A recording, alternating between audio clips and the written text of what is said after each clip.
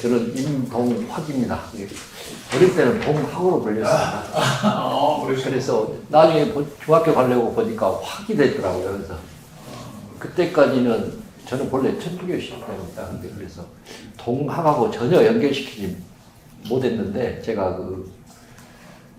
박사 논문, 석사 논문을 김지아로 썼습니다.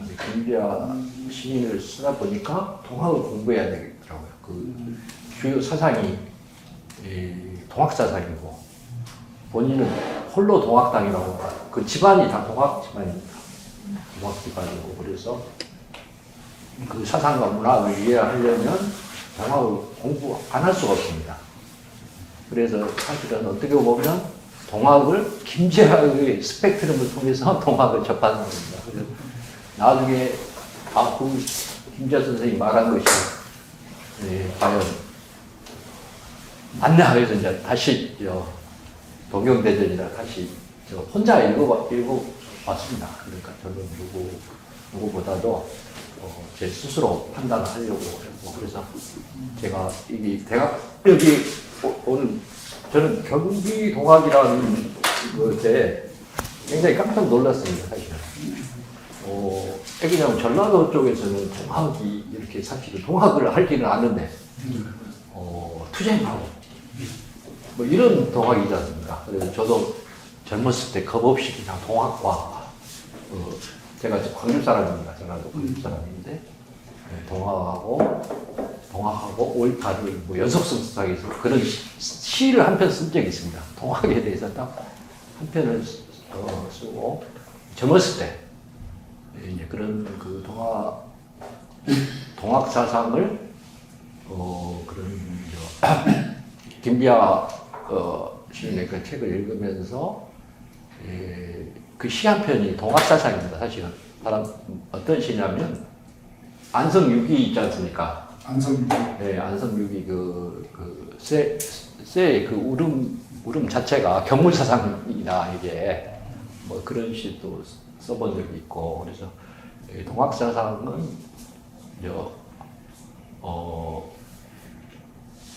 그렇게 깊지 못합니다. 못하고 그리고 아까 경기동학을 이야기했는데 경기동학에서 사실은 경기동학은 사실은 여기 해운수사께서 여기 이천 앵산이고 또 피체된 데고 또 죽음을 당한 데가 또 경기동학이고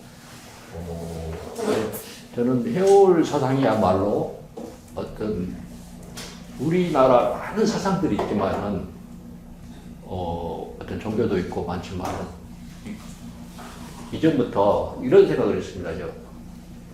무라카미 인종과 국경을 넘을 수 있는 유일한 사상이 해올 사상이 아니냐. 특히 지금 그전을 하면 민족 종교로 봤지만 민족이라든가 이런 경계를 넘을 수 있는 사상이 뭐냐. 요즘에 신인 유물로도 나오고 그렇지만 그런 것들을 넘을 수 있는 유일한 사상이 동학사상이고 또 해올 사상이 아닌가 그런 생각을 항상 기본적으로 가지고 있었습니다. 그리고 저는 경기도하고 인연은 제가 한신대에서 강의하면서 경기도하고 인연을 또 맺었고 제가 경기도 평택 입시입니다. 평택 입시. 평택에 가면 사람도 있고 그렇습니다. 이경옥 장군도 있고 거기 도지사에 있던 분도 있죠. 이미 누구 있었죠. 네, 그분도 우리 같은 평택 입시입니다. 저도 어떻게 보면 경기도 사람입니다. 뿌리는 경기도 사람입니다. 반갑습니다. 예. 하신데서 무슨 강의? 저는 문해창작과에서 시하고 시 이론을 했습니다. 어쨌든 저는 이번 제 주제가 동학의 생명사상과 경지의 노래인데 사실은 제가 이렇게 처음부터 이렇게 강의를 맡은 게 아니고 우리 홍일 선생이 이렇게 해서 근데 홍일선 형의 이번에 그 시집 그 초록법설을 이렇게 읽어보신 모르겠습니다. 근데 저는 이게 그 다른 점에서 깜짝 놀란 게 다른 게 아니라 그 전에 시도 봤습니다만 그 관점에서는 보지를 못했습니다만은 동학사상이 보통 삼경사상이라고 하지 않습니까? 경천, 경인, 경물인데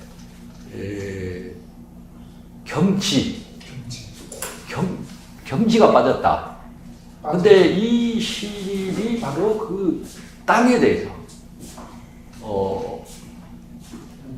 노래하는 시다. 이게 그 어떻게 보면 꼭 동학사상의 삼경사상뿐만 아니라 우리 모든 지금 그 고등종교라 하는 기독교라든가 불교든 뭐 마오목교든 큰 서로 뭐 약간의 차이는 있을지 모르지만은 땅에 대한 노래가 부족하다. 땅은 물론 땅일 수도 있고 여성일 수도 있고 우리 안에 인간의 어둠일 수도 있고 이 부분이 부족하다 이렇게 느끼고 있었거든요. 그런데 이 홍일선 형의 그 시집을 받는 순간 이게 큰 사건이다. 특히 어떤 점에서 큰 사건이냐면 우리 여러분들 선생님들께서 아마 우리나라의 그 농촌 문학이든지 농민 문학을 많이 들어봤을 겁니다. 뭐 신경림, 또 신동영, 다양한 많은 시인들이 농촌의 어떤 소외라든가 또 뭐 이농이라든가 뭔가 사회적 변화에 의해서 그 농민들이 해체돼가는 과정이라든가 이런 시들을 되게 많이 썼습니다. 그러나 정작 대지에 발붙이고 있는 사람들의 노래에는 사실 없었습니다. 그래서 그리고 저는 그러니까 이번 시집보다도 지금 그 홍일선 시농업 총서라고 이렇게 했는데, 제가 1권, 2권, 농토 역사라든가 하나의 종자가 족보를 바꾸니라 이 시집도 갖고 있습니다만, 이번에 흑의 경전, 앞으로 써나갈 것이 사실 더 기대가 됩니다. 그래서 제가 녹색평론에서 그 서평이 와서 제가 기꺼이 했습니다. 그래서 그 부분이 바로 경지의 노래입니다. 경지. 그야말로 땅을 공격하는 이런 그런 의미가 이번에 있지 않느냐 이 시집에서. 그래서 제가 어떻게 보면 삼경사상을 나 하나 더 붙인다는 게 불경할 수도 있습니다. 불경할 수도 있는데, 하여튼 저는 문학인이고 시인이고 또 이렇게 상상력을 펼쳐보는 것도 좋지 않겠습니까? 아마 그래서 앞에 강의하신 분이나 뒤에 하시는 분들이 주로 역사적이고 사회학적이고 이런 이야기를 또 저보다 더 정확히 종교 사상이고 이런 부분을 더 정확히 말씀하실 겁니다. 제가 그쪽보다는 문학은 약간의 상상력과 그렇지 않습니까? 그래서 그게 생명인데, 저는 하여튼 어쨌든 간에 이런 경지의 노래, 그러니까 사사 어떤 부분들을 이야기하면서 우선 서구의 신과 우리나라의 신, 그러니까 우리나라의 신에서는 제가 여기서 앞에도 써놨지만 서구의 신은 제가 천주교 신자입니다만 주기도문에는 하늘에 계신 우리 아버지라고 시작하고 있습니다. 아버지. 이 첫 번째로 그리고 또 하늘에 계신이라는 표현을 쓰고 있습니다. 하늘에 계신이라는 표현을 쓰고 있는데, 그야말로 지상과 하늘에 계신 아버지라는 거니까 또 어머니하고 분리되어 있습니다. 이 기도문 자체가요. 그야말로 비인격적이고 사람이 아니에요. 그냥 많이 떨어져 있는 존재죠. 그런 것들이 서구적이고 기독교적인 신이고, 반면에 우리 시는 천지신명 그 표현이 있지 않습니까? 천지라는 게 있어요. 천지. 하늘과 땅이 들어있습니다. 천지신명, 비나이다. 어떤 그 관용어가 보여주듯이 하늘과 땅이 분리가 되어 있지 않습니다. 천상적이고 지상적인 천지가 늘 함께하고 대지적인 것과 모성적인 게 분리되지 않은 채 하늘과 공존하는 내재적인 신관이 우리의 오랜 정서라고 보여집니다. 예, 그런 구체적으로 그런 것들을 살펴보면 동학사상이 19세기 엄청나게 변하고 왔죠. 서구가 서세동점이라든가 이런 엄청나게 밀려올 때 수은 체제의 동학 창도가 바로 이런 서구적 신에 대해서 서구적 또 어떤 신관이라든가 죽고 사는 문제, 사생관에 대해서 그에 대한 어떤 대안이라든가 거기에 대한 대응 논리를 개발한 것이 저는 동학사상이 아닌가. 무조건 반대하는 게 아니라 그래서 분명히 포동문에 그렇게 써져 있습니다. 수은은 자기가 받은 천지 자연으로서 도료 천도가 다름 아닌 동아시아의 전통과 질서 속에 탄생한 것이며 이를 동도라 명한다. 그러니까 동학은 서학에 대비되는 거기에 대한다는 논리거든요. 그래서 서양이라는 그야말로 대포나 뭐 성경이나 뭐 이렇게 그 힘으로 밀거나 무력으로 이렇게 오는 그 속에서 자기 역사와 전통의 내부에 기반한 새로운 신 해석 내지 종교관을 가지고 제시하는 거죠. 동도를 만드는 거죠. 자신의 그 어떤 주변자적 정체성, 그러니까 주변자적 세계의 중심을 봤을 때는 그런 그 정체성을 분명히 인식을 합니다. 그래서 또 그런 주변자적, 내가 주변자적인 세계의 중심이 아니다. 라는 이런 생각을 하면서 또 주체성을 갖는 거죠. 그래서 그것에 대한 창조적 해치 내지 어떤 죽음을 바탕으로 하는 게 수은이 새로이 천명한 동학사상이라고, 새로이 천명한 천도이자 동학사상이라고 저는 보고 있습니다. 물론 그렇다고 수은이 조건 반사적으로 천주교를 거부하거나 서학의 대립각을 세웠다고 보는 것은 오산이라고 생각합니다. 분명히 논학문에서도 이렇게 말하고 있죠. 수은은 서양 학문이나 종교 탄생과 발행 역시 시대적 필연성을 갖고 있다. 시온을 갖고 있다고 분명히 말합니다. 무엇보다 수은은 지향하는 이치나 가치, 방법이나 윤리 면에서 동학과 서학이 다르지 않다. 도즉 동야라고 하고 있습니다. 특히 신령한 기운이 지금 여기에 내후를 바란다. 지게 지금 온이대강 온이대강 면에서 서구 기독교 유일신앙과 동학사상은 저는 닮아있다고 봅니다. 하지만 서학의 신의 경우 신성불가침한 존재로서 무조건적인 신앙의 대상입니다. 그야말로 고정불변하고 절대 불가침의 대상이 서구의 신이죠. 근데 동학의 신은 각자마다 하느님으로부터 받은 어떤 성품을 지키면서 그 이법에 따라 각자의 삶을 사는 것이 더 중요하다고 생각합니다. 특히 수은의 하느님은 인간을 종속체로 보는 서구의 실체, 그러니까 실체론이라는 것은 뭐냐면 하느님이 있다는 거예요. 그대로.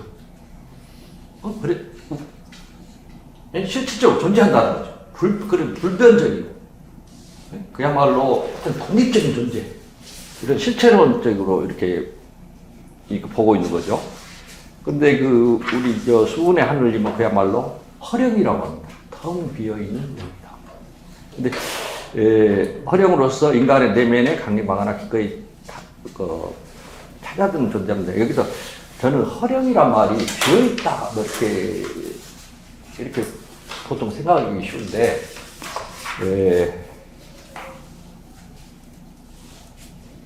그야말로 허령이라는 것, 비어있다는 것은 그야말로 어떤 영속적인 계속 변화의 과정이 있기 때문에 그것을 우리가 허라든가 뭐라든가 공이라고 말하는 거지, 그것이 그냥 텅 비어있다는 의미는 아닌 것 같습니다. 아까 서구의 신은 고정불변이라고 했잖아요.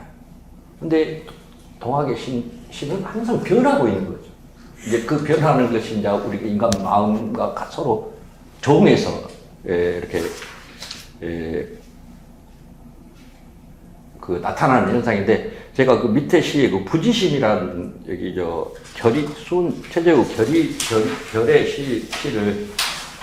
시를 시에서 그 부지심이라는 말이 아주 중요한 것 같습니다. 누가 한번 읽어주시겠습니까? 최재우 결. 네. 아, 네. 한번 제가 네. 지난해 서쪽 쪽에 실려간 것들이 찾아왔네.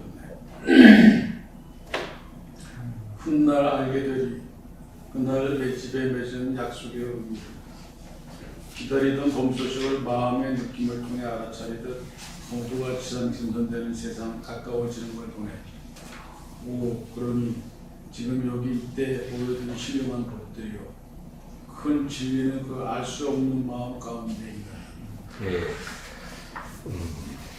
저는 여기 이 시에서 이 시는 다른 시가 아닙니다. 처음으로 여기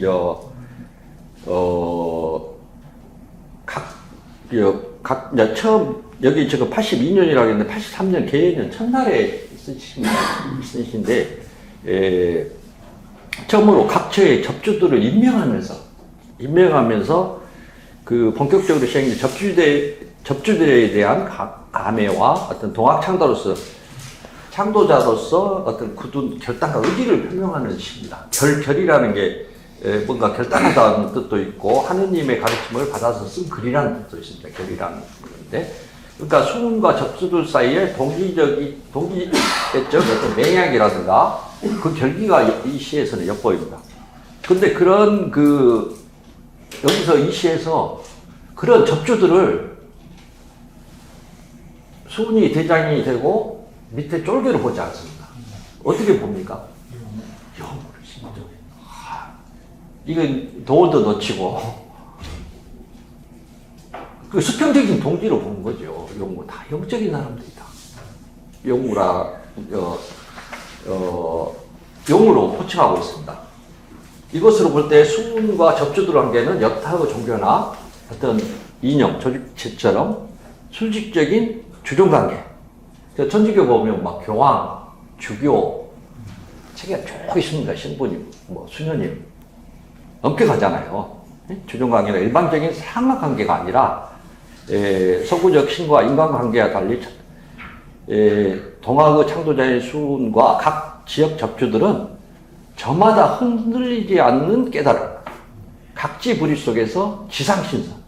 여기서 지상신선이란 말도 우리가 신선하면 뭔가 초탈한 것 같은데 서구의 신과 비교할 때 지상신선은 서구는 뭡니까? 이런 천사라고 천사 하늘에 우리하고 상관없어요. 어떻게 보면. 근데 지상신선이라고 하고 있습니다. 그때 신선이란 말이 그런 그 천사 비슷한 그 용어를 쓰지 못하니까 그 용어를 빌려 쓴 것 같아요. 그야말로 지상신선의 세상을 건설하기에 모여든 주체이다. 수평적 연대의 영적 동기들을 영무라고 했습니다. 저는 주변에 이것을 제가 페이스북에 썼더니 어떤 소설가가 너무 이 말이 좋다고 자기가 소설을 썼더라고요. 그래서 제가 써도 되겠냐고. 그래서 저도 저희 이 어떤 모임이면 다 여러분들은 영무다. 수직관계가 아니다. 그렇게 하고 있습니다. 여러분도 이 모임도 영무 모임이었으면 참 좋겠습니다. 너무나 좋은 그 표현인 것 같습니다. 그러니까 그 표현 하나에도 이미 이 수훈이 얼마나 큰 어떤 역적 지도자인가라는 생각이 듭니다. 근데 여기서 또 이제 거기서 아까 한 가지 더 강조해서 아까 강조하신 부지심인데요. 무엇보다도 이들이 추구하는 진리 또는 신은 서구의 행사처럼 명확관한 시절. 부지심이니까 모른다. 명확관한. 아까 서구의 신은 명확관하지 않습니까? 절대 불변하고 고정되고 뭔가 절대적 초보자. 어떻게 범할 수 없는 존재지만은 그야말로 알 수 없는 마음. 그러니까 진리 또는 신이라는 것은 알 수 없는 부지심에서 나온다는 거죠. 체험된다는 거죠. 누구나 태어나면서부터 자신의 마음속에 감지하고 있대. 이른바 피조물은 인간 없이 존립할 수 없는 존재가 바로 수훈의 인간 없이. 그 표현 없습니다. 인간 없이 신이 존재하지 않는다. 서구의 신들은 인간 초월해서 있지 않습니까? 그리고 여기서 영웅들은 신적인 것을 마음속으로 신비스러운 영웅을 느낄 수 있는 자들이자 새로운 세상의 변화를 가장 먼저 새로운 세상의 변화를 가장 먼저 느낄 수 있는 능력의 소유자이자 주체들이 바로 영웅들이고, 그런 것들은 부지심에서 나온다는 거죠.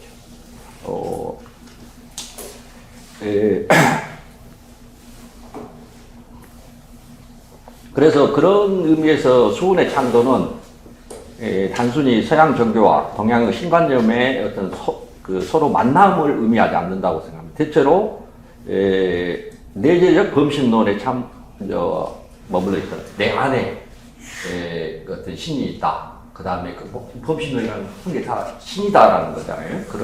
그런 의미에서 다신교라는 것은 막 샤머니즘 부엌도 막 신이다 막 이런 식의 다신교적인 게 많지 않습니까? 그 샤머니즘에서는 세계와 전지전능하다는 이론으로 인격신과 만남을 통한 전통의 신관념의 재정립과 갱신을 의미한다.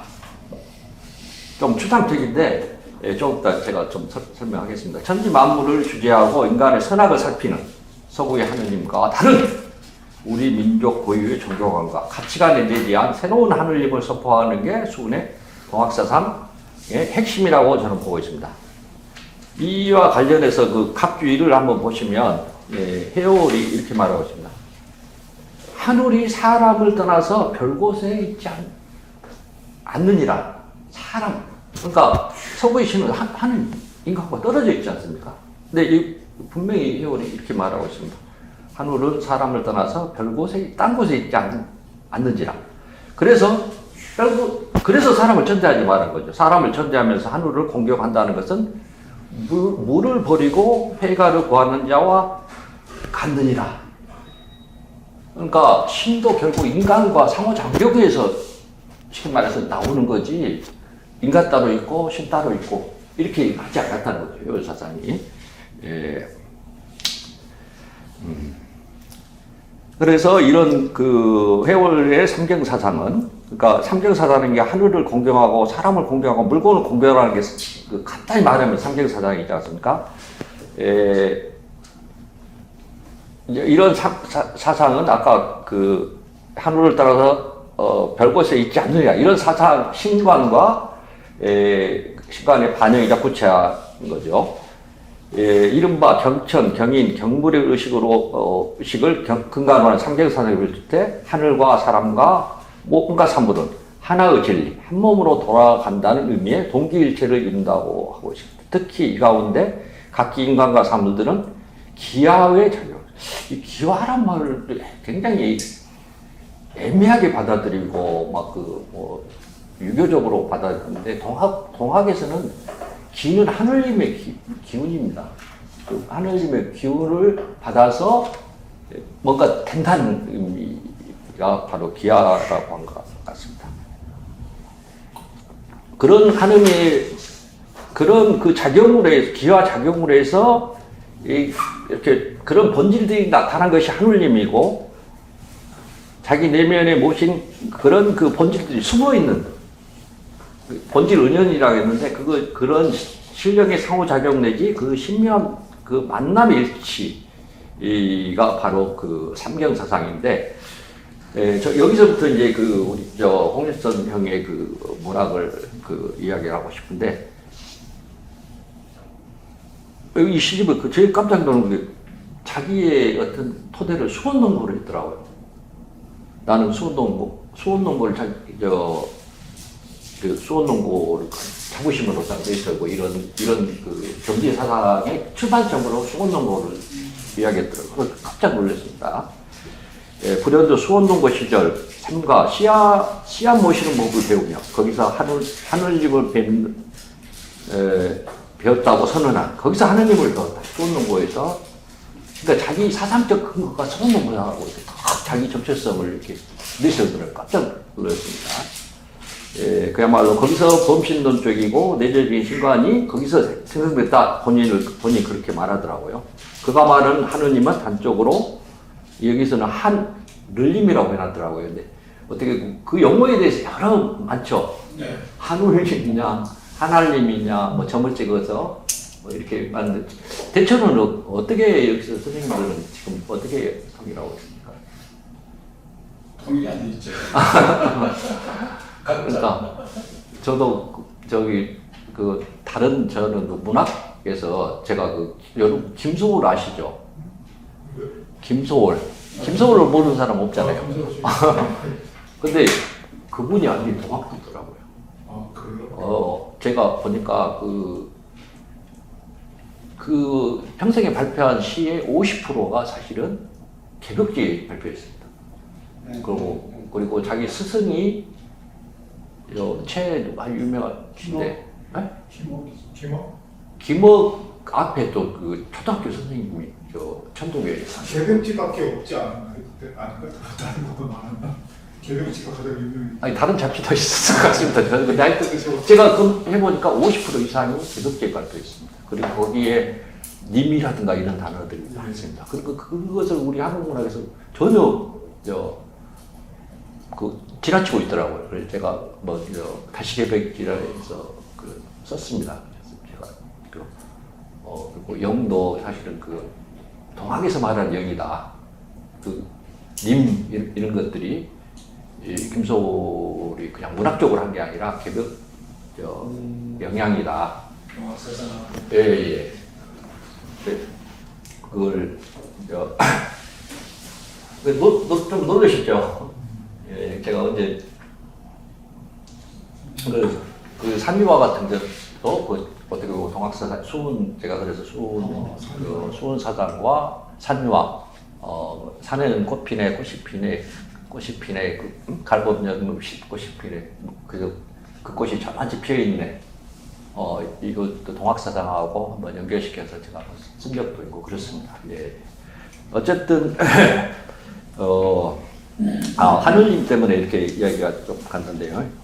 그래서 그가 말한 하늘님은 단적으로 이 지상과 동떨어진 존재가 아닙니다. 그러니까 여기서도 이제 시에서 동학사상을 그야말로 어떻게 보면 베끼듯이 시를 그야말로 동학사상 완전히 이번 시집은 동학사상입니다. 다 특히 해월사상이고 이거 읽어보면 다 그렇습니다. 그러니까 여기에 제가 이렇게 따옴표로 쓴 건 다 거기 구절입니다. 그대로 읽어도 될 것 같습니다. 동학사상 공부한다는 의미로 그가 말하는 하늘님은 단적으로 이 지상은 인간들과 동떨어진 존재가 아니다. 행여 돌보는 일 없어도 독야청청하는 도라지꽃이라든가 새죽 끓는 시뻘건 불의 아궁이가 다름 아닌 신령님이라고 보고 있습니다. 심지어 문명이 이기인 펌프조차 펌프 있죠. 전길 지하의 그 19절에 그대로 나옵니다. 신엄한 구신이 보낸 신기한 영물이라고 합니다. 신령스러운 물건이다. 펌프가 그러니까 하지만 이러한 신관대 인간과 기반인 동학사상이 이 앞에까지 동학사상이죠. 근데 놓치고 있는 부분이 제가 오늘 말하려고 하는 경기의 세계라. 근데 황일선 시인이 경기란 말을 쓴 적이 없습니다. 근데 시에 보니까 경기의 사상이다. 저는 이제 이렇게 말하려고 오늘 하는 거죠. 곧 경인, 경천, 정물로 대변될 삼계 사상은 앞에 좀 모두에 말했습니다만 대지적인 것, 모성적인 것이라고 할 수 있는 경기의 차원 없이 제가 볼 때는 사상 누각이다. 아주 불경한 말씀일지도 모르지만 어쩌면 삼경 사상의 뿌리이자 기한점이 경기의 세계일지도 모르기 때문이라고 했습니다.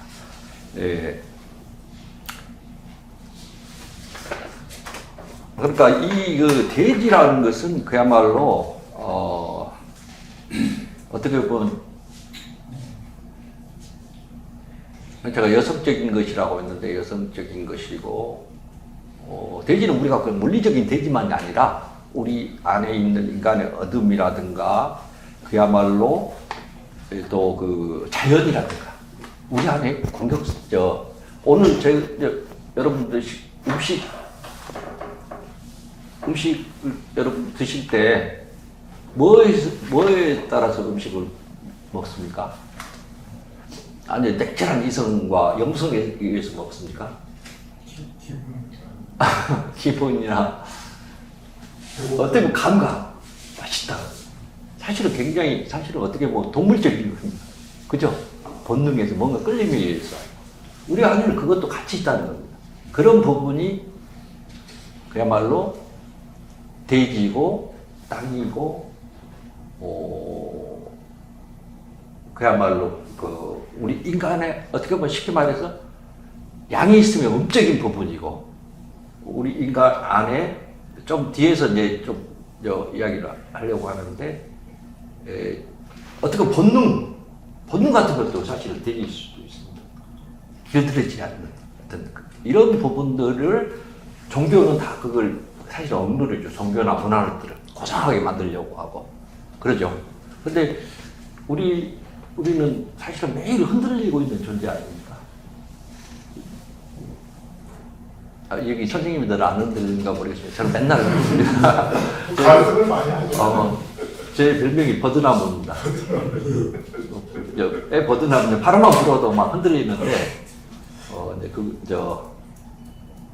근데 또 꺾이진 않아요. 버드나무가. 그죠?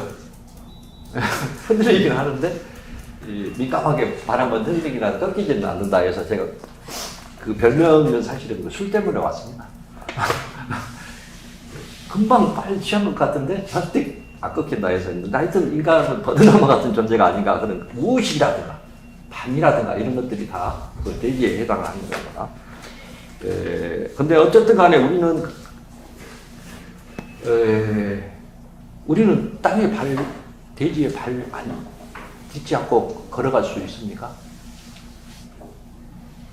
우리가 하늘만 쳐다보다가는 어쩌습니까? 걷다가는. 어디 추락하죠? 그죠? 이런 부분들이 사실은 종교고 도덕이고 특별히 동학을 떠나서 이런 것들이 그 인간의 불안전성 같은 거 이런 것까지도 포용하는 종교나 문화나 어떤 문학이 그래야 인간의 폭넓은 그 여러 가지 긍정적이고 부정적인 거에 껴안는 거 이런 의미에서 이런 대지를 저는 좀 중요시 여기고 있는데요. 그래서 그런 부분이 꼭 동학만이 아니라 여러 그 종교들이 특히 그걸 단적으로 말하는 삼위일체를 말하잖아요. 성부, 성자, 성신. 근데 거기도 또 어머니적인 게 없지 않습니까? 거기도. 그 삼위일체. 저는 사위일체가 돼야 된다. 이제 항상 그런 생각을 하고 있습니다. 크게 보아 동학사상이 놓치고 있는 경지사상에 뿌리내고 있는 홍익선의 이번 철학법선이 가장 큰 의의는 여기 있다고 생각했습니다. 무의식적이나마 그의 시들, 무의식적이라고 했어요, 저는. 그의 시들은 해월의 법서를 기반으로 삼경사상에서 무심코 결하고 있는, 무심코 놓치고 있는 어떤 경지의 세계를 노래하고 있다. 그 구체적인 것이 바로 신고라는 시에 있다고 생각합니다. 자, 누가 신고 한번 읽어주실까요? 우리 선생님, 어떤 선생님 한번. 네. 밥이 하늘님이라고 믿으신 아버지와 어머니는 남당, 무명당원이었습니다. 나는 그 당원증을 무난히 승계하였습니다. 나는 순림당 당원이었습니다. 그리고 강남당 당비도 꼬박꼬박 내고 있습니다. 또 나는 햇빛님당 오래된 당원이며 복식님당 풀뿌리 당원이기도 합니다. 내일 감자를 캔 뒤에는 흰 구름님 당에 벚꽃이 활짝 피면 떠돌이 남당에도 있다. 늦었지만 조부님이 평생 흠모했던 인문천, 경인, 경천, 경물당, 권리당원이 될 생각입니다. 예. 저는 이제 이 시를 보면서,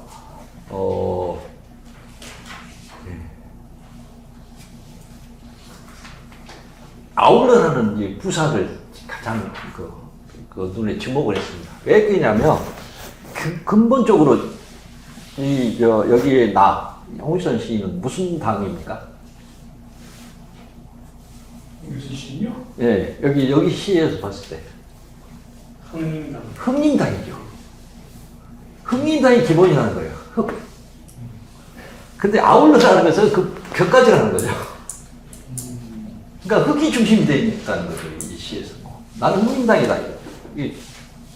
그야말로 그 경지가 그야말로 땅을 공격하는 것이 먼저 이렇게 무의식적으로 이렇게 배어 있는 것 같아요. 자기가 무명당원일지 모르면서 밥이 하늘이라고 그런 당원을 가진 흥림당 당원이다. 근데 흥림당 당원에만 머물지 않고 다른 데다 돈도 내고 당원비도 내겠다. 뭐 수빈이, 강인이, 또 햇빛이니 흰구름한테도 떠돌이 별한테도 이런 당원이 되겠다. 중심이 흥림당이에요.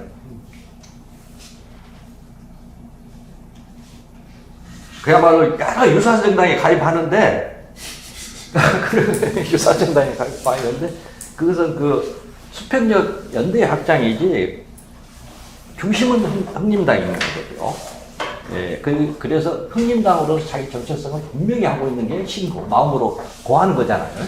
예, 그래서 그런 면에서 제가 아까 경기의 그 노래라고 이 시를 노래한 게 없지 않은 것이 이제 좀 설득이 되니까. 예, 홍익선 씨들은 흥림당으로서 경기의 사상을 분명히 하고 있다. 그리고 그런 구체적인 현장이 또 시에서 어떻게 나타나냐?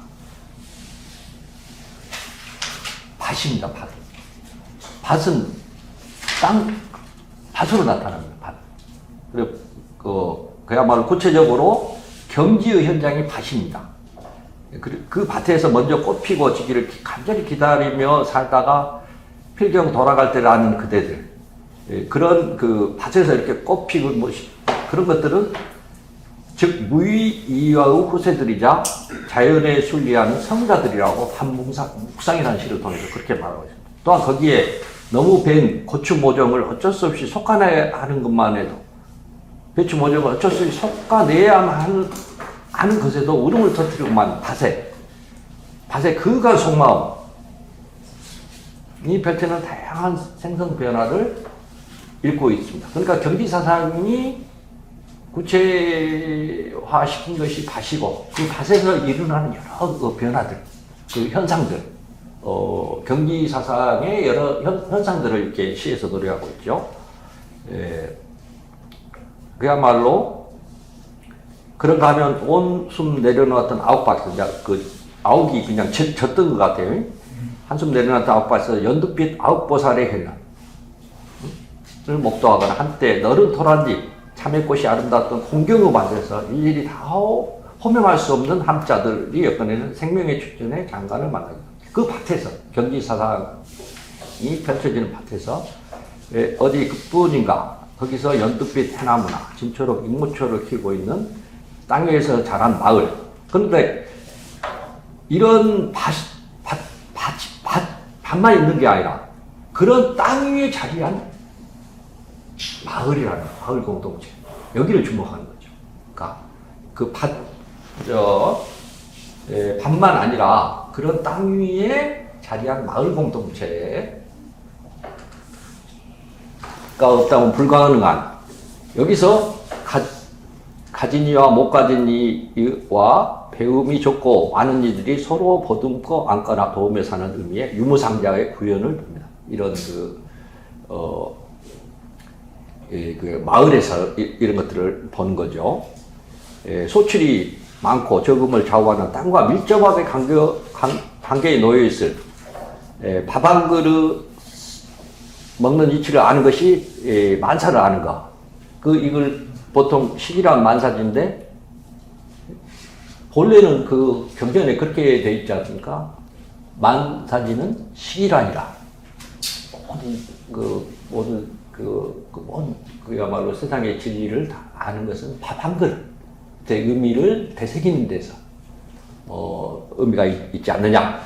이게 이제 식이란 만사지인데 그런 진리를 몸소 체험합니다. 이런 그 마을 공동체에서 특히 하느님이 하느님을 먹는 것이자 생명이 생명을 주는 이천식철의 깨달음 역시 연두빛 방어하는 바보숲. 바보숲도 사실은 자기가 지금 현재 여주 제가 가본 적이 있습니다. 바보숲, 그 바보 농장이라고 하죠. 그것도 밭의 연장으로 저는 보고 있습니다.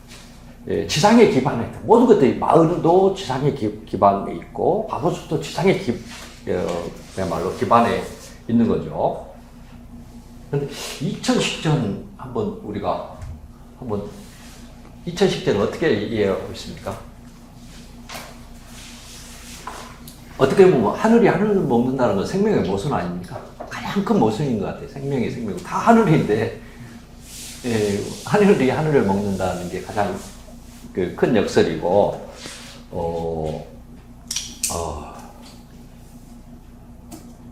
그런 이 부분들이 좀 더 토론을 해볼까요? 좀 이야기도 해보고 각자 생각도 좀 해봤으면 좋겠습니다. 어쨌든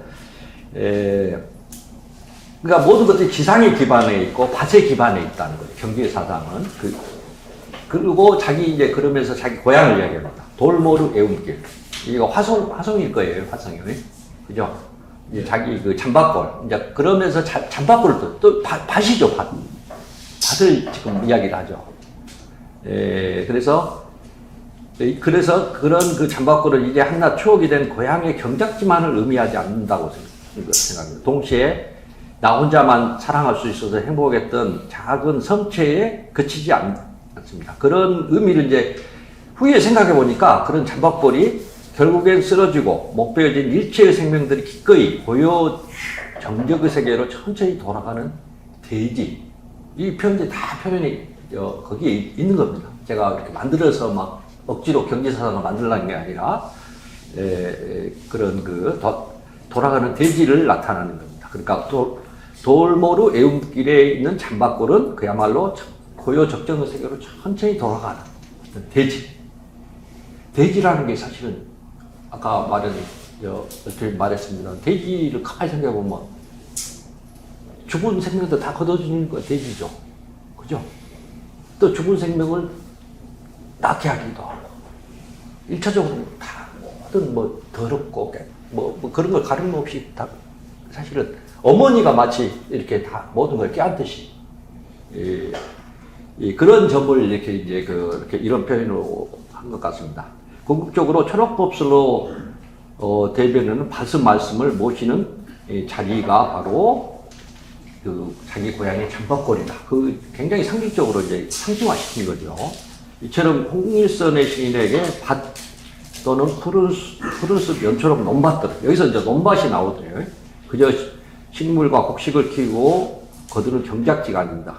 어디까지나 천지만물이 인간과 동식물과 다 함께 공존하고 조화를 깨하는 영구 평화를 위한 무의이야의 근거지라고 이렇게 보고 있습니다. 무엇보다도 어두운 세상을 밝히다 가는 야생한 무리가 전하는 거룩하고 신성한 무언이 말씀이 살아있는 밭을 비롯한 대지는 영원히 푸른 생명의 초록 혁명을 꿈꾸는 전진기지여야 한다고 이렇게 강조하고 있습니다. 네. 어떤 시 한번 읽어주시랍니까? 네. 울고 싶을 때 출근하는 곳이 있습니다.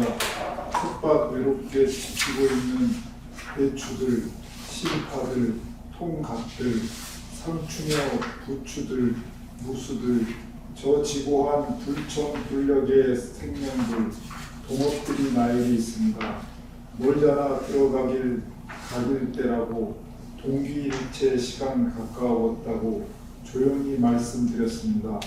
진즉 기소하신 고추며 감작깨 아홉에게도 늦었지만 연천 공덕 치하드렸습니다. 밭둑에서 하나설이 잠시 두 손 모았습니다. 여기서도 이제 여기는 텃밭이 나옵니다. 매일 자기가 울고 싶거나 맨날 출근한 것이 텃밭.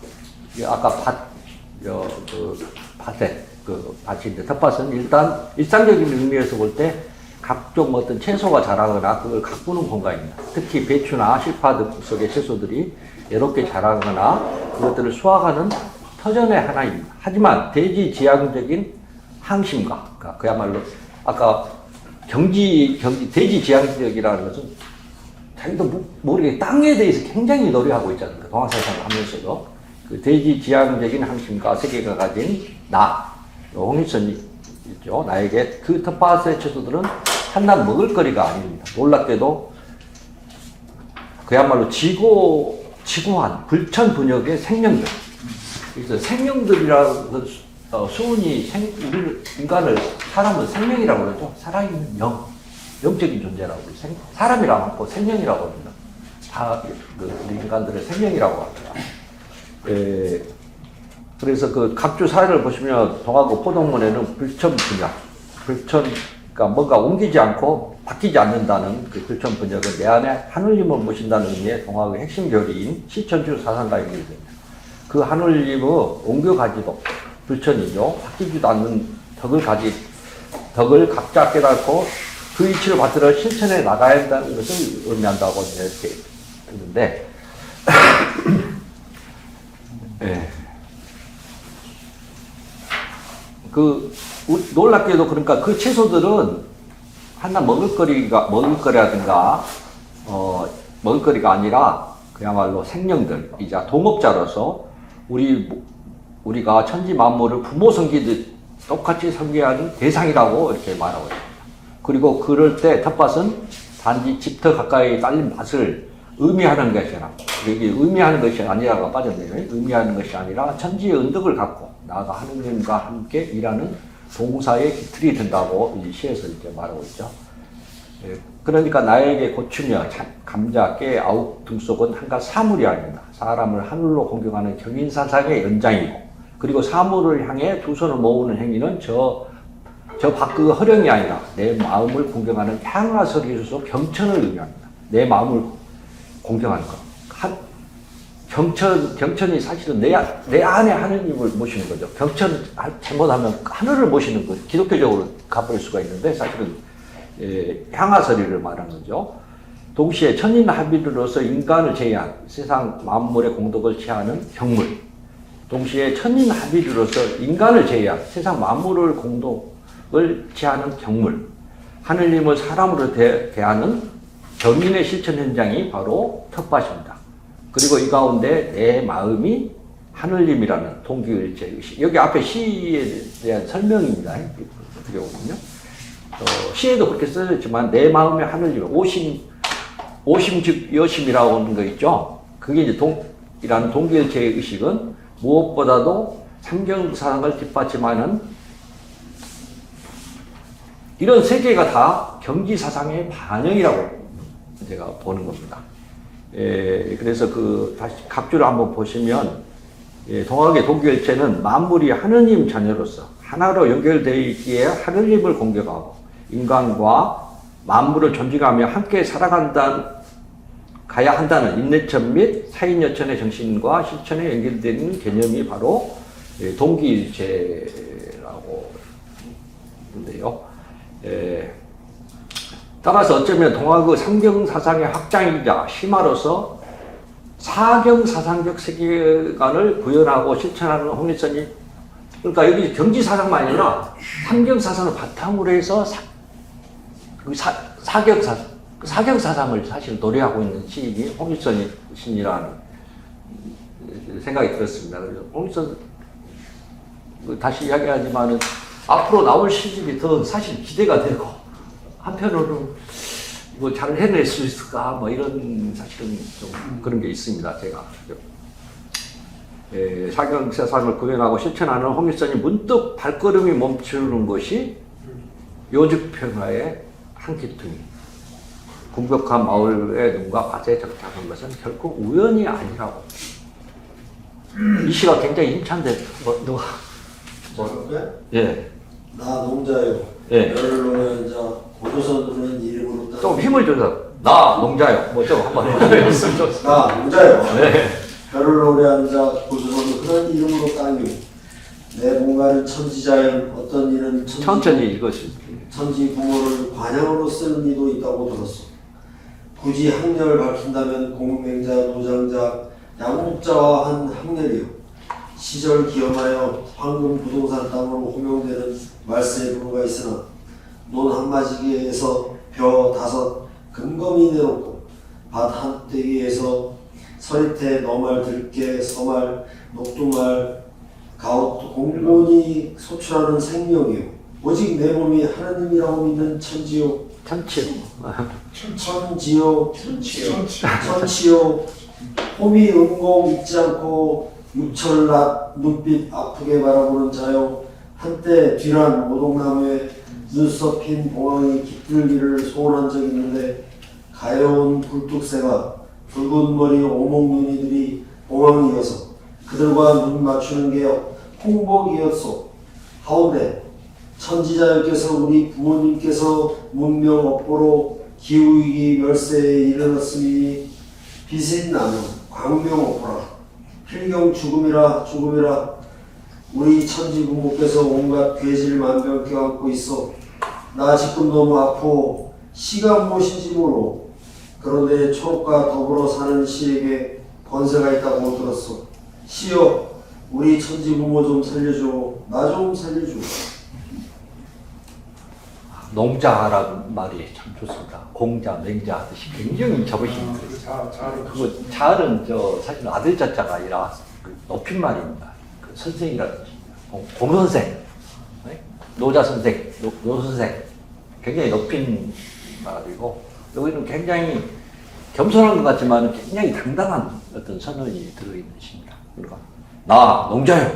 딱 힘이 있는 거죠. 별 노래하는 자. 고조선의 흔한 이름으로 땅이요.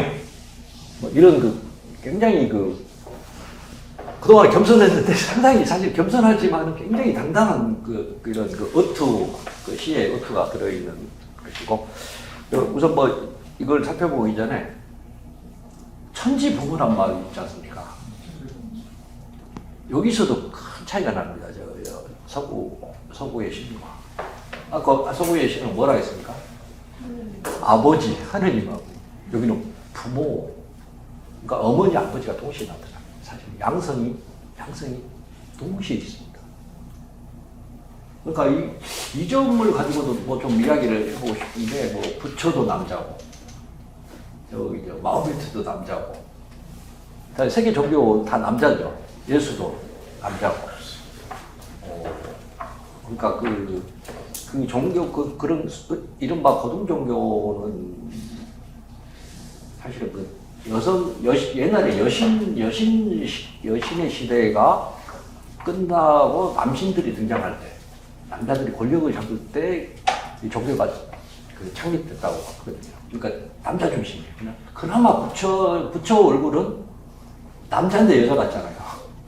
그죠? 이런 점이 있는데, 하여튼 동학사상에는 천지 부모라고 해서 양성을 이렇게 양성 존재를 인정한다는 게 이게 우리가 그냥 쉽게 지나갈 문제는 아니라는 생각이 듭니다. 그러니까 동학의 하느님은 남성과 여성을 포괄하는 하느님이에요. 이북 용어로 보면 어버이 수령답게 하여튼 그런 의미가 있습니다. 어쨌든 그야말로 자신의 정체를 농민의 자식이라든가 농사를 짓는 의미의 농자로 당당히 밝히면서 시작되는 시에서 나의 본관이 다름한 천지부모.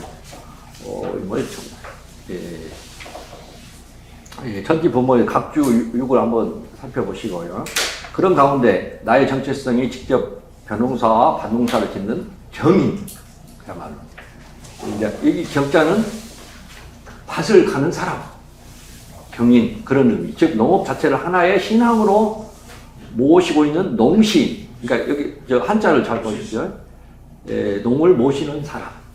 이걸 당당히 바꾸고 있습니다. 무엇보다 자신이 단지 육체가 아닌 생명으로서 제 안에 하느님을 하느님 모셨다고 믿는 천치요. 홈이나 육천과 같은 사물들을 응용하지 않는 농시. 그런 여기서는 그러니까 앞에서는 모실 시자를 썼는데 여기서는 농시 그냥 그런 의미의 그 농업을 가지고 쓰는 시가인 거죠. 그런 것을 아주 이중적인 의미로 이렇게 말하고 있는 것 같습니다. 하지만 굴뚝새나 붉은 머리 오목눈이와 눈 맞춤에 사는 것을 큰 홍복으로 받아들이거나 작은 소치나마 자족하며 공손하고 부지런하게 공군이라는 말이 부지런하게 하죠. 농사일을 하며 농시 그래서 저는 두 개 썼습니다. 농을 모시는 사람이고 농업 그런 의미의 농업을 가지고 시를 쓰는 세계를 열어가는 나의 소박한 소망은 문명 발달에 따른 기후위기와 빚의 남용 그 자본주의가 빚의 남용이죠. 그야말로 남용 등의 업보로 좌절될 위기에 처해 있습니다. 온갖 계절과 만병이 창궐하는 말세이자 바로 죽음에 직면하기 때문입니다. 어쩌면 바로 시의 권세와 치유의 능력의 의지에 천지 부모와 함께 나를 살리고자 하는 그의 소망과 꿈이 그야말로 그 자체로 끝나버릴 수 있기 때문입니다. 이런 홍일선 시인에게 하나의 꿈이 있다면 다시 소년으로 돌아가 어머니 강이 가르쳐준 울음공부를 제대로하여 강의 말씀을 비안 저쪽으로 건너다주는 천지사공이 되고 싶다는 소망을 하고 있습니다. 그 제목이 소년행이에요. 그러니까 어머니 또 모두가 가난한 시절이지만 논밭의 말씀에 귀 기울이고 강의 말씀을 밝히 들을 수 있는 대지의 시를 여기서 드디어 대지라는 말을 본인이 쓰고 있어요. 쓰는 시인이고 싶어 합니다. 그러면서 우주 깊은 골짜기까지 걸어들어가 늘 신생의 첫발을 딛는 어린이 같은 연구혁명농자를 꿈꾸고 있습니다. 그렇다면 그런 그 꿈을 실현하는 구체적인 통로는 과연 무엇인가? 그 다음 그것은 자신이 오래된 연원인 상수리나무 초록빛과 초록품이 살아있는 곳으로 돌아가거나 데려다주는 고귀하신 무엇으로 십니다. 그러니까 이런 그 소년으로 돌아가고 싶고 어머니로 돌아가고 싶고 그 소원을 성취해 주는 것이 시라는 거. 그러니까 여기서는 이제 시인 농시, 그러니까 아까 농업을 받드는 시고 또 농업을 기반으로 쓰는 시인데 그런 소망을 또 해주는 것이 바로 시라는 거죠. 그래서 여기 이런 식으로 말합니다. 이거는 시인으로 정체성들을 분명히 하고 있는 것 같습니다. 시 한 편에도 우주가 모셔 있어야 된다. 그래서 진정한 의미는 인간의 말뿐만 아니라 새소리조차 공리나 천심에서 우러나는 천어다. 와, 근데 이 해오 스님이 인어는 천어라고 보고 있습니다. 아마, 그러니까 사람의 소리는 하늘의 말이다. 우리 자체가 이미 하느님이지 않습니까? 그러면 우리 인간의 말들은 하늘의 소리다. 그 중에 시인의 말이라는 것은 진짜 그야말로 하늘의 소리죠. 좋은 의미의 시다. 이 부분에 무의식적으로 그 자각을 하고 있는 것 같습니다. 그래서 시는 천지 농업으로서, 천지가 농업이라고 합니다. 시도. 농업으로서 아직도 어딘가에 살고 있을 논밭 신령들의 말씀을 받아 적는지.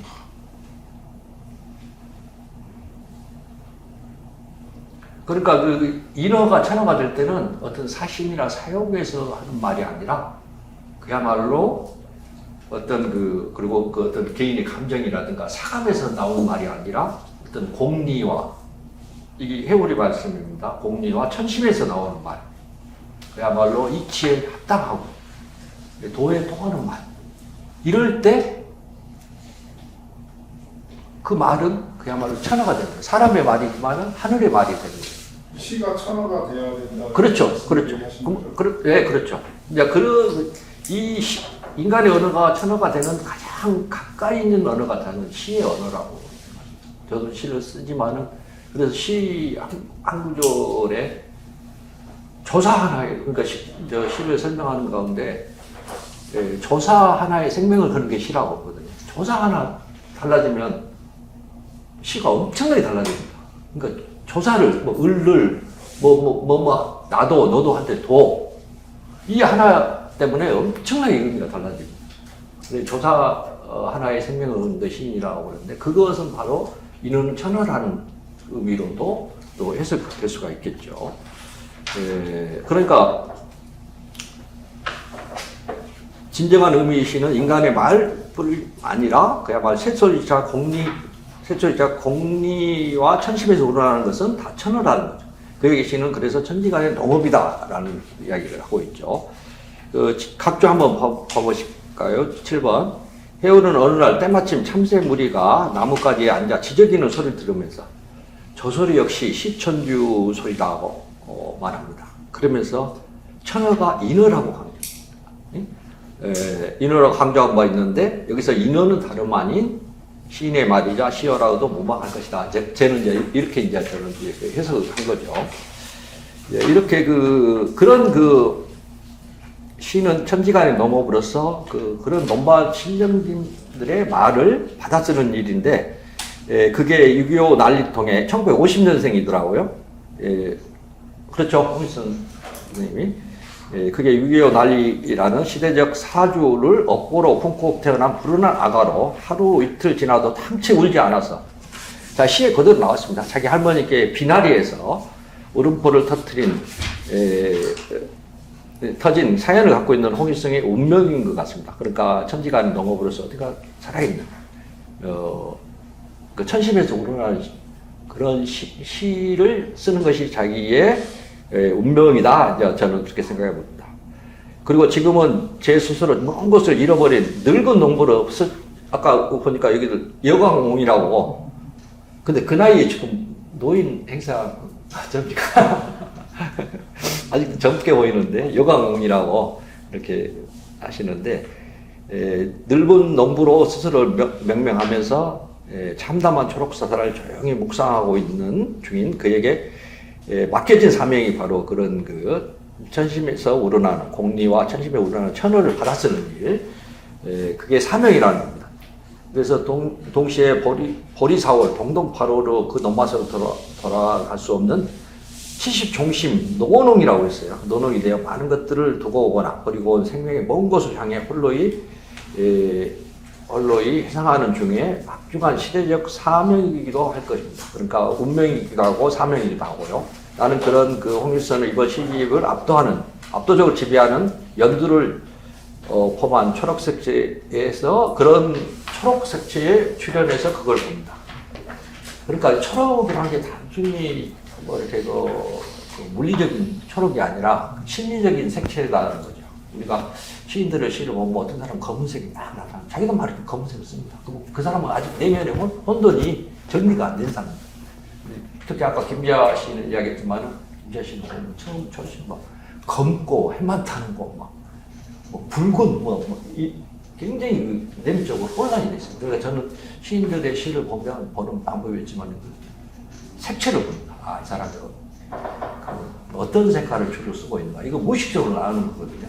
그래서 그 사람의 어떤 영적 상태랄까, 그런 것들을 이제 신지학이라고 하는데, 어쨌든 홍일선 이번 시집에 압도하는 연두를 표현한 초록색 색채로 출연해서 나는 이제 그런 막중한 사명들을 어떻게 감당하고 있는가, 이제 이런 걸 보는데, 물론 그것들은 1차적으로 이 초록색은 1차적으로는 열대야라든가 혹한이 일상화된 초록별의 인류새는 그야말로 인간이 이렇게 뭔가 옛날에는 공룡이라는 건 그냥 살다가 죽었지 않습니까? 근데 이제 뭔가 세계를 변화시킬 수 있는 이런 세계를 이제 인류새라고 하는데, 그런 비관의식을 분명히 포함하고 있습니다. 그야말로. 하지만은 한편으로 아까 말한 신지학, 신지학이라는 것은 우리가 알 수 없는 마음 안에 영적인 실제를 인정하는 게 신지학이고, 그것이 색채로 나타난다는 겁니다. 그런 관점에서 보면 이런 그 초록서의 그 선언은 단순히 개인적 그 취향이나 시대사적 흐름을 반영하는 그야말로 생태적인 것만을 반영하는 색채가 아니라는 겁니다. 이 색채의 반영은 신중한 배려라든가 강력한 자제심을 갖는 자에게 나타나는 색채입니다. 여러분들 옷을 딱 보면 그런 것도 나타날 수가 있습니다. 이 보라색은 굉장히 교황들이 좋아합니다. 굉장히 교황급입니다. 네. 그 여성들도 무심히 그 색채를 선호하는 거 있잖아요. 그러면 알 수가 있습니다. 아직 혼도 근데 밑에는 어쩌는 것은 하여튼 그렇게 반영이 됩니다. 어쨌든 간에. 그러니까 신중한 배려와 강력한 자제심을 가진 자에게 나타나는 게 초록색입니다. 동시에 억제된 격정과 더불어 모든 존재에 대한 사랑 내지는 모든 존재를 위한 모라적인 헌신, 그야말로 자기를 잃어버린 헌신의 능력을 가진 자의 영적 본질을 나타내는 색깔이 사실 초록색입니다. 제일 좋은 색깔이네요. 굉장히 좋은 색깔입니다. 초록으로.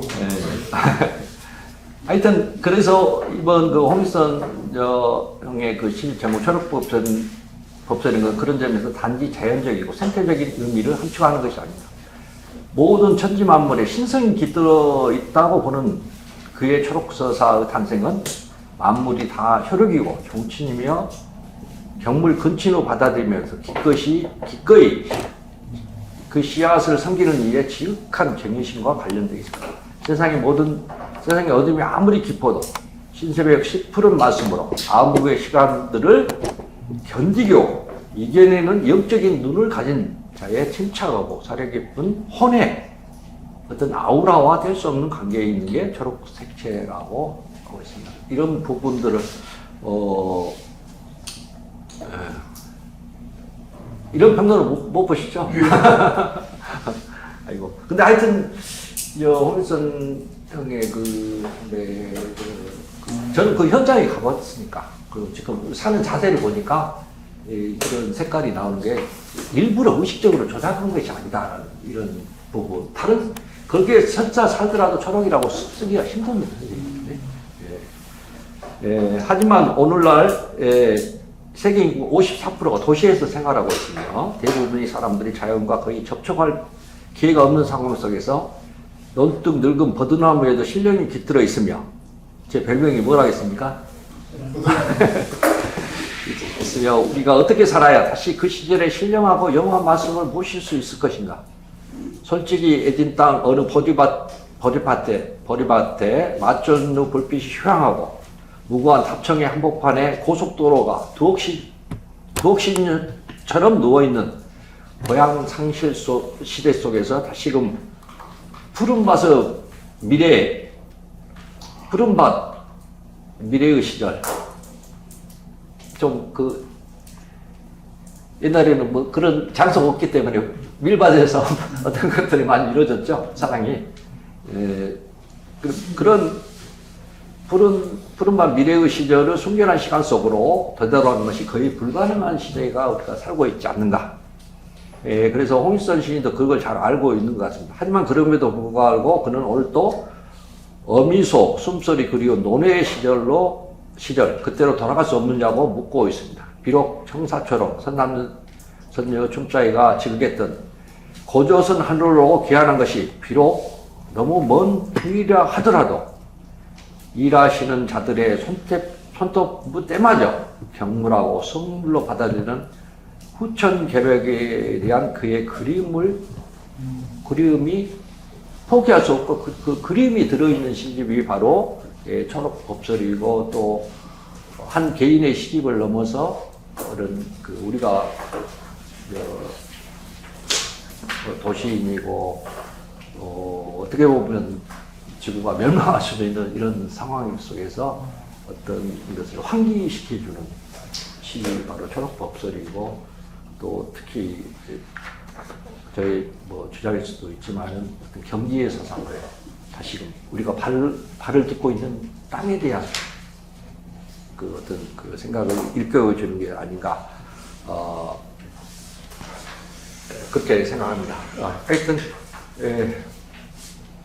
여러 가지로 부족한데 오늘 강의도 이렇게 마치고 또 질문하거나 서로 토론 저도 배우고 하고 싶습니다. 그래서 토론하거나 했으면 좋겠습니다. 제가 이야기를 먼저 하려면 하여튼 이번에 그 계엄 사태가 있었지 않습니까? 선생님께서도 윤석열 계엄할 때 맨 처음에 어디로 도망갈까 생각한 적이 없으십니까? 정말 어떻게 누구한테 도망가야 되나. 그래 저한테는 다행히 두 사람이 있더라고요. 후배 전북에서 ROTC 출신인데 농사 짓고 있는 친구가 있습니다. 대학 교보에서 근무하다가 그 친구한테 도망갈까, 또 강원도 어디로 이제 제자 집으로 도망갈까, 이렇게 이제 직감적으로, 저만 그런 게 아니라 옛날에 좀 운동권에 계신 분들은 다 그런 생각을 직감적으로 이제 계엄령이 오면 막 체포 들어오고 이번에 영연병 막 해서 죽이려고 했지 않습니까? 그런데 다른 게 아니라 해오라고 이렇게 그걸 연결시켜 보면, 근데 제가 금방 잡히고 피해자들도 숨겨준 사람도 피해자가 되지 않습니까? 그래서 저는 개인적으로 고민을 한 10분 했습니다. 10분 하다가 거리에서 멋지게 죽자, 싸우다가 죽자. 총으로 쏴주면 좋고 빨리 죽으니까 그렇게 생각을 했는데 다른 게 아니라 해오를 30년 도피했습니다. 이 의미가 나는 보통 크지 않다고 생각합니다. 여러분, 선생님들도 진짜 30년 도피 한다고 할 때 그게 숨겨지고 그런 사람이 있을 것 같습니까? 그러면 얼마나 큰 신망을 가지고 있었을까? 옛날에는 마을에는 낯선 사람이 오면 막 배척을 많이 합니다. 사실은 스며들 수가 없습니다. 농촌 공동체는 더 무섭지 않습니까? 괜히 지나가는 사람들 시비 걸고, 위해를 가할 수도 있기 때문에, 도둑질을 할 수도 있고, 그렇기 때문에, 경기도는 어떻습니까? 이렇게 지나가는 사람들 호의적입니까? 아니죠. 막 괜히 시비 걸고 그러죠. 너 누구야? 하고. 그러죠. 그런 상황에서 30년을, 나는 그것만으로도 굉장히 위대한 거지 아니었나. 30년을 도피할 수 있었던 것들이 대단하다. 인격적으로 대단한 일이었다는 생각이 듭니다. 물론 종교 조직이 있었기도 하겠지만은 그것만 갖고는 다 해석할 수 없는 어떤 부분이 있었지 않을까, 이렇게 생각을 해봅니다.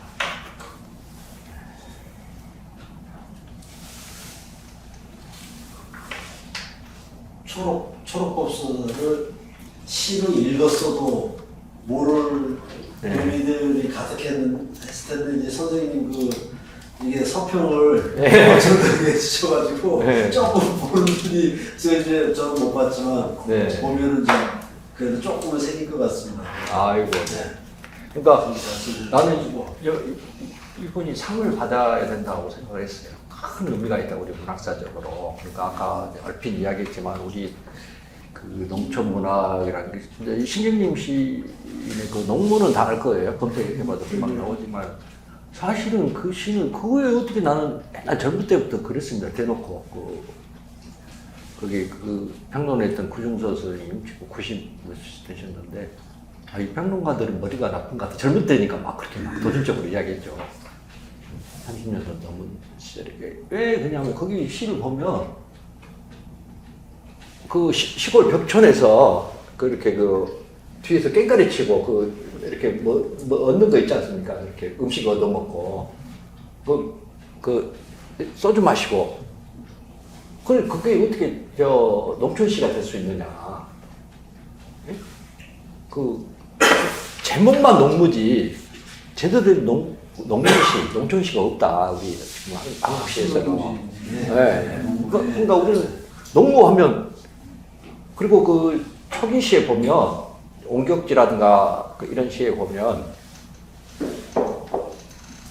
그런 게 있습니다. 그게 뭐냐면 언제 서울에 갈 거나 농촌을 떠나고 싶어요. 농촌을 옹호하고 이렇게 깊이 뿌리내리고 그야말로 하나의 작물 자체가 다 하느님이다라는 이런 이야기를 지금까지 없었습니다. 우리 한국 농민시, 농촌시가 사실은 대지에 대해서 제대로 놀이한 게 아니라 그걸 바탕으로 해서 사회의 어떤 갈등이라든가 이런 것을 놀이하고 투쟁을 놀이했지 정작 그 땅에 대해서 그 농민에 대해서 제대로 놀이하는 시가 없었다고 생각합니다. 없었는데 처음으로 이렇게 이렇게 특히 동학사상. 그러니까 동학사상은 저는 그 시자, 시자 있죠. 시자를 모신다는 말만 하는데 그 한자를 보면요 기르다는 뜻도 있습니다. 기르시자. 그러니까 시천주하면 모시기도 하고 기르기도 하는 겁니다. 그 안에는 복선을 들어있다. 그러니까 그리고 그 하느님이 사실 언니 대강에서 내려오지 않습니까? 그럼 내려온다는 것은 수직적인 것이고, 또 모신다, 내 안을 모신다는 것. 그러니까 저는 동학은 수직적인 것과 수평적인 것을 같이 결합하는 것이 바로 동학사상이고, 다른 여타 그 민족 종교하고 다른 지점, 또 어떻게 보면 그것이 세계 종교화 될 수 있는 어떤 평화 종교가 될 수 있고 어떻게 보면 상승의 종교가 될 수 있는 그리고 신이라는 것 자체가 인간 안에서 기른다는 거잖아요. 그러니까 기른다 그런 것이 결합된 것이 동학의 신이라고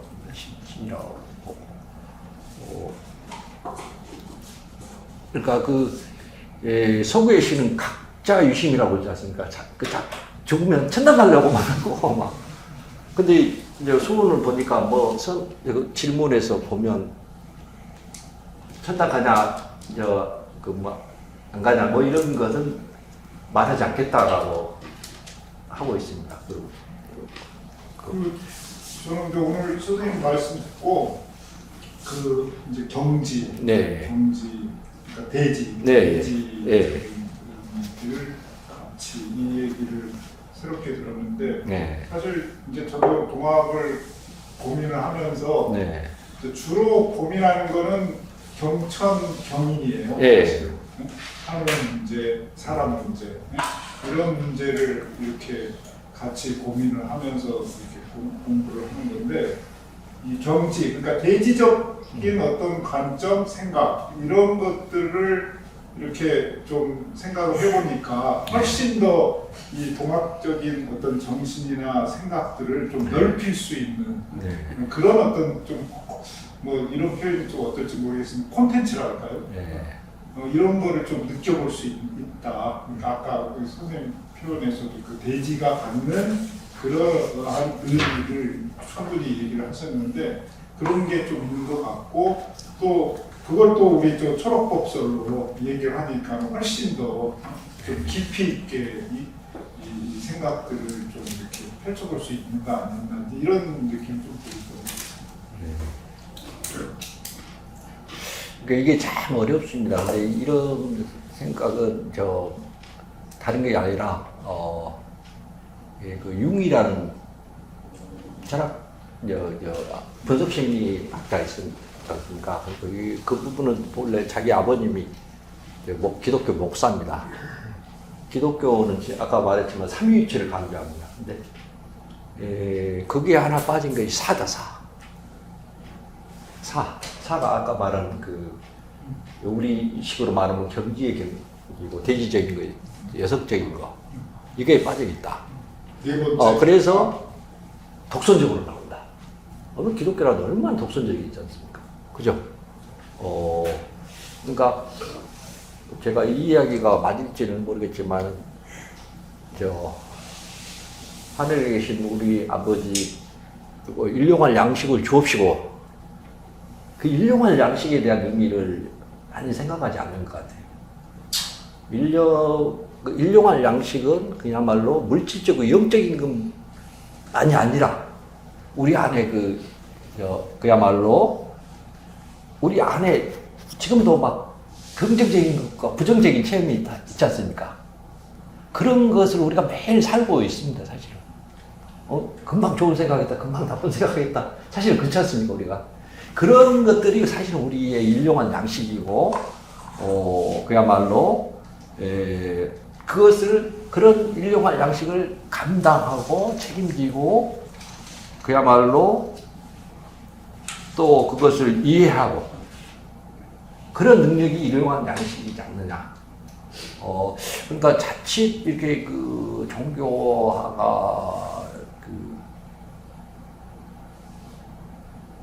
맨날 어떻게 신령한 우리가 뭐로 살 수 있으니 항상 심은 이런 말을 하기 잘하지만은 근데 우리 그걸 잘 지키기가 참 그러니까 심리학적으로도 막 착한 일만 생각하면 더 부정적인 게 더 강하게 밀려오지 않습니까? 그러니까 어떤 사람들이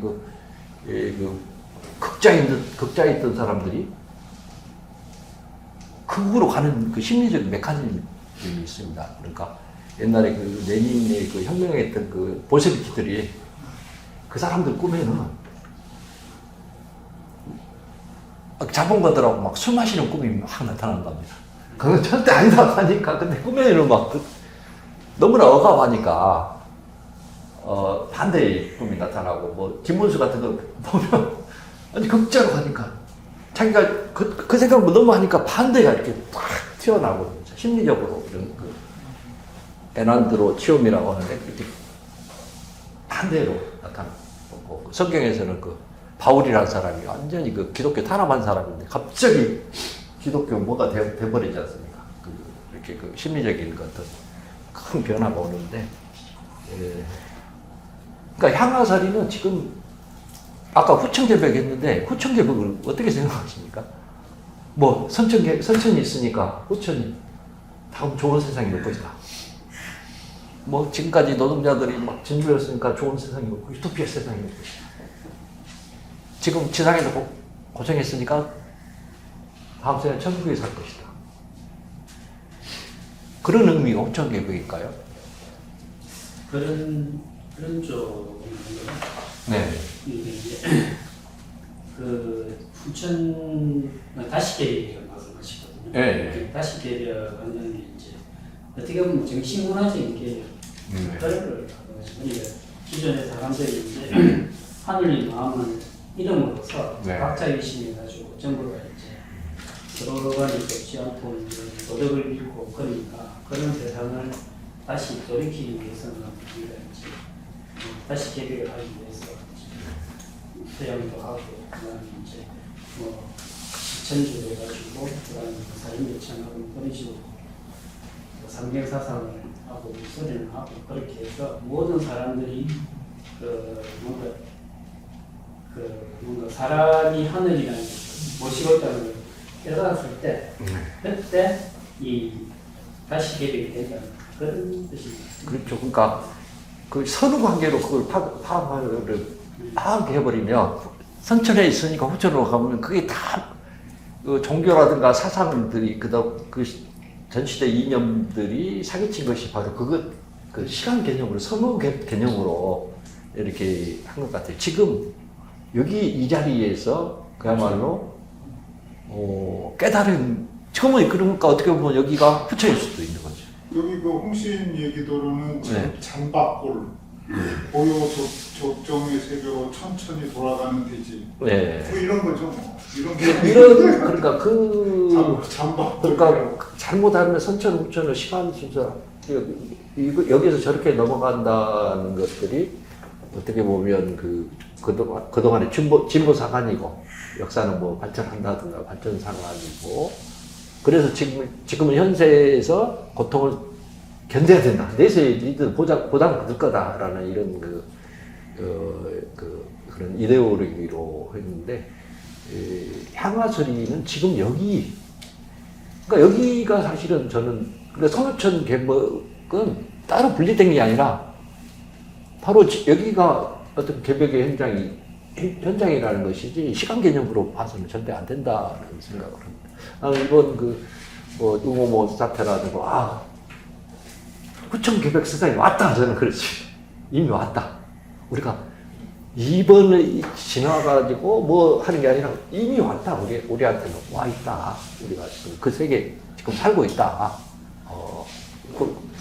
그야말로 응호모 사태는 뭐 여러 가지 이런 관점에 따라서 다르겠지만은 영적인 사태 아닙니까? 그야말로.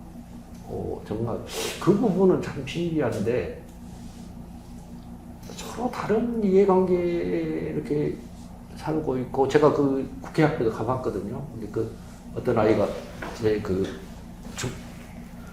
한 고등학생이나 된가 봐요. 근데 그 대학생인데 자리 비워주려고 했더니 거기에 앉지는 않았는데 걔 공부하고 있어요. 내일 시험인가 봐요. 거기 앉아서 공부를 하고 있어요. 그러니까 야, 거기 논한 걸 생각했어요. 그러니까 누가 약속도 한 거 아니잖아요. 걔가 또 수험생이잖아요. 근데도 그런 사람들 그렇게 어떤 마음의 일치가 와서 거기까지 나오게 하는 힘들이 뭘까? 우리 안에는 뭔가 역적으로 연결되는 게 있지 않을까? 서로 평소에 다른 각자 유심으로 살고 있지만은 그렇게 하는 어떤 힘들이 우리 안에 분명히 있다라는 그런 동기일체죠. 예, 동기일체. 예, 동기일치하는 뭐가 마음이 있는 것 같습니다. 정말 놀랍고 난 그것을 영성 그동안의 혁명론들이라든가 이런 그 영성에 대해서 이야기를 못 했거든요. 그리고 뭐 포스트 모던이나 뭐 이런 것은 이성의 시대가 이성의 시대도 이렇게 칸트라든가 이런 사람들이 어렵게 싸워서 그 신학 시대에서 이성의 시대를 만들어졌으니까 인간 중심 시대로 만들고. 근데 그게 너무 이성으로 모든 게 해결될 줄 알았더니 막 1차 대전, 2차 대전 해서 서구에서 이성에 대한 반성이 있었지 않습니까? 그래서 이제 서구 사람들은 뭐냐면 이성만 그러면 안 된다. 감성으로 돌아가자. 그러니까 이성에서 거기에 중간에 빠진 게 사실 영성입니다. 영성. 우리의 민중론도 특히 그렇고 민중에서 얼버무리고 민중이라고 했지만은 사실은 사회 변혁 주체로서 어떤 계급적인 게 들어가 있지 않습니까? 근데 그 논의에서 영성이 빠진 거죠. 그러니까 저는 오늘 그 경기도 있지만 인간은 이성적인 존재이기도 하고 감성적인 존재이기도 하고 동시에 영성적인 존재다. 그게 다 같이 구유가 돼야 된다. 동학사상이 그 중요한 그런 이야기를 하고 있는 부분이 바로 그런 것 같다는 생각이 듭니다. 그러니까 우리가 이제 현대에서 쓰는 용어가 이 많은 어떤 오해나 어떤 왜곡을 불러일으킨다. 그러니까 현대에서 쓰는 언어가 허려하면 말씀하셨지만 허자를 그냥 비어있어 아무것도 없는 상태 이렇게 이제 우리는 현대적으로 인식을 하잖아요. 근데 여기서도 그러고 뭐 불교에서도 그러고 뭐 무자 공 이런 거는 아까도 이제 선생님 말씀하셨는데 변화의 가능성을 감지한 상태. 그렇죠. 그거잖아요. 그러니까 뭔가 차 있는 상태란 말이죠. 변화의 동기들이 거기에 그 여러 가지 것들이 요소들이 들어가 있는 그런 상태를 말하는 건데 이제 현대인은 그러니까 뭐 이제 처음에 선생님 말씀하실 때 신이 이제 우리 현실과 떠난 어떤 다른 데서 존재하는 거, 다른 데서 존재하고 있는데 그걸 신이 가시라고 얘기를 해보니까 네. 실제하는 것처럼 느낀단 말이에요. 네, 실제로 느끼죠. 근데 네. 현재에 없는데 어떻게 실제를 합니까? 네. 라는 얘기도 여기 이제 좀 포함되어 있는 거잖아요. 그러니까 우리가 쓰는 현대어라는 게 이게 네. 약간 근본이 이게 빠져 있는 거죠. 그러니까 아주 중요한 말씀을 하셨는데, 저는 천주교 신자지 않습니까? 어릴 때. 근데 신부님도 애국 신부님이었어요, 다. 그 외국 사람은 굉장히 신비하게 보이잖아요. 근데 신부란 말이 너무나 컸어요. 신의 아버지라니. 그잖아요. 말의 인프레이션이 너무 큰 겁니다. 그러니까 우리는 그 말의 내용보다도 만약에 이름을 거창하게 지면, 임동학 이름도 거창하잖아요. 동학을 확실하게 한다. 하여튼 이렇게 한다면, 신부란 말, 또, 그런 용어가 뭐가 있을까요? 성인, 하여튼 그 이름의 인프레이션이 너무 큽니다. 그러니까, 천주란 말도 마찬가지입니다. 천주란 말도. 하늘에 주인, 동학에서는 귀신이라는 말도 상당히 친근하게 느끼는 네. 것이잖아요. 그러면 같이 옆에 있는 것 같은데. 그냥 이렇게 하는 건데 네. 전혀 아니잖아요. 지금 네. 사람들이. 그리고 특히 이제 무, 공. 우리는 너무나 맨날 보고 있는 건데, 사실은 공이나 허라는 것은 아까 얼핏 이야기하다 말았는데, 사실은 여기 동경대전이라든가 이거 우리 동양은 사실 생성론에 서 있습니다. 그러니까 서양은 존재론에 서 있습니다. 존재론이라는 것은 그야말로 딱 고정되어 있는 것을 보고, 생성론이라는 것은 항상 늘 변한다는 거죠. 변하지 않는 것이고, 않는다는 그것만이 변하지 않는다. 모든 것이 세상에 변하는데, 그런데 뭐냐면, 왜 우리가 공이라고 하고 허락하고 또 무라고 하는 뭐냐면, 이게 변하기 때문에 모든 것이 음양의 관계에서 항상 변하지 않습니까? 그것을 명확하게 규정할 수 없다는 의미에서 공이고 허고 무인 거죠. 그러니까 거기에 대한 실상이 없다는 거죠. 항상 변하기 때문에. 안 변하면 그게 딱 이렇게 고정되기 때문에 그걸 허라하든가 이렇게 실의로 하는데 늘 변하고 있는 거죠, 사실은. 그러니까 그런 의미에서 모든 것들이 하여튼 대립물에 의해서 음과 양이라든가 이런 저는 새삼 그 관점에서 한번 글을 써야 되겠다고 생각했는데, 동학은 완전히 생성론에 서 있습니다. 그러니까 서양에서도 헤라이 망부는 변한다. 헤라이클레토스라든가 그런 사상가들이 있다가 완전히 그게 묻혀버립니다. 그 서구의 이부법에 의해서 그리스 철학이라든가 이런 걸 합쳐주면서 존재 철학으로 가버린 거죠. 그런데 우리 동양 지금 동경대전이라든가 기본적으로 옛날 말하는 것까지만 항상 변한다. 예? 연고 성세한다. 예? 차면 기울고 기울면 찬다. 예?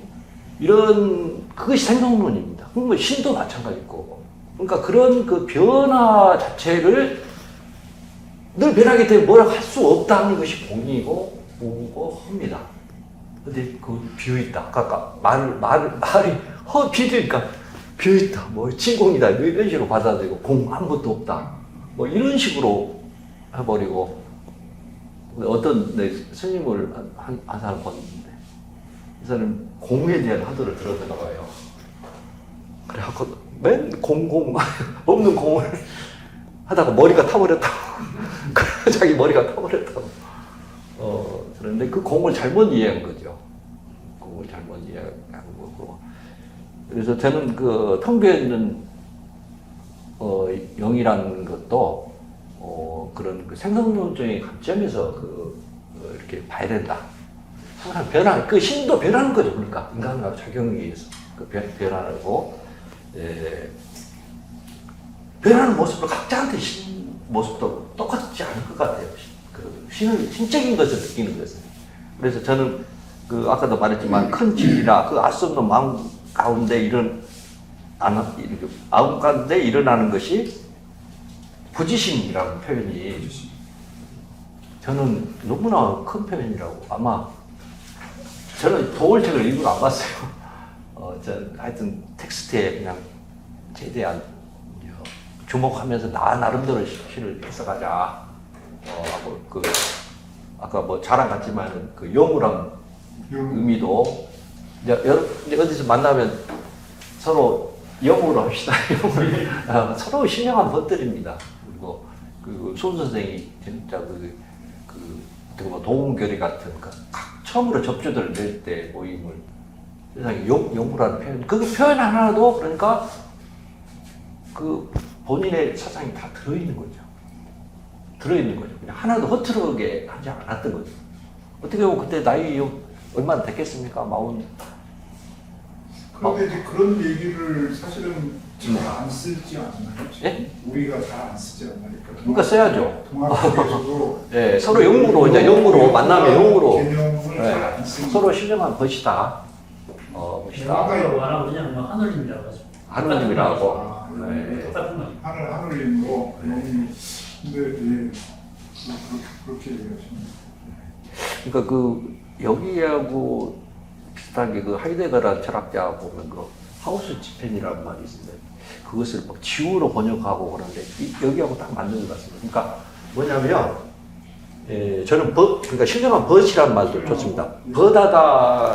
벗이라는 게 옛날에 벗하다는 것은 나이 차이가 좀 있어도 벗하다 뭐 이런 표현이 있죠.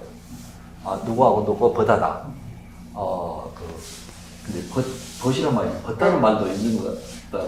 하느님으로 얘기하는 것보다는 그래도 신령한 벗이라는 얘기하는 게 훨씬 더 그러니까 나이 차이도 좀더 그렇게 가까운 있어도 신령한 벗이라고 하는 것이 신령한 벗으로 보는 게 예.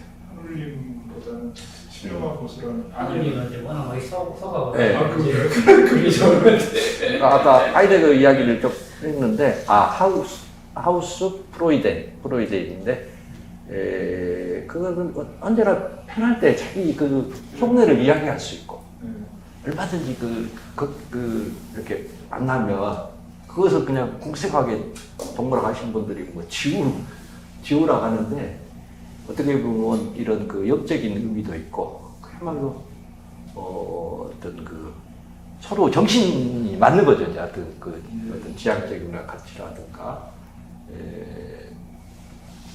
그래서 하여튼 제가 이 영혼은 소설까지 안사관 교수라고 서울대 동문과 교수신 분이 그 엘신이라고 나옵니다. 제가 엘신 접니다. 그래서 근데 이거 저도 그러니까 이 텍스트를 읽으면서 제가 해석했던 부분입니다.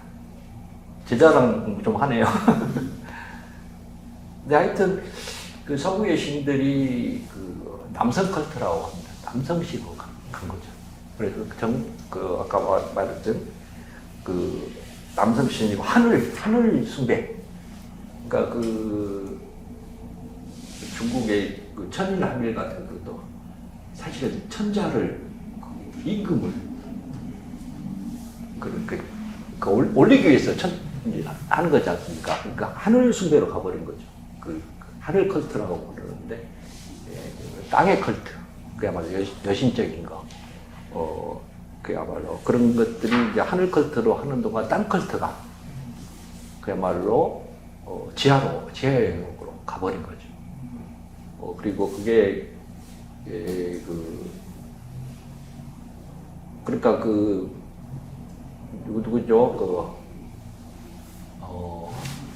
후천개벽 주장했던 증산이 사실은 그 부분에 저는 증산을 잘 말하기 싫습니다. 왜냐하면 그 종교가 제가 거기 가봤거든요. 거기 김제에. 세계 어느 종교 성지보다도 너무나 화려하고 진짜 너무나 실망했습니다. 그래서 그 같이 갔던 일행들 동학하는 일행들한테 절대 증산 이야기하지 말았습니다. 어떻게 그 사람이 막 기적을 일으키냐, 마약 갖고 있다. 강력하게 이제 말할 정도로. 근데, 그러나 한 가지는 상식적으로 뭐냐면, 그동안에 남성이 지배했으니까, 고팔레한테, 네가 내 비위에 올라가라. 그래, 대권을 넘기겠다. 그리고 칼로 이렇게 하는 그 상징적인 제례가 있지 않습니까?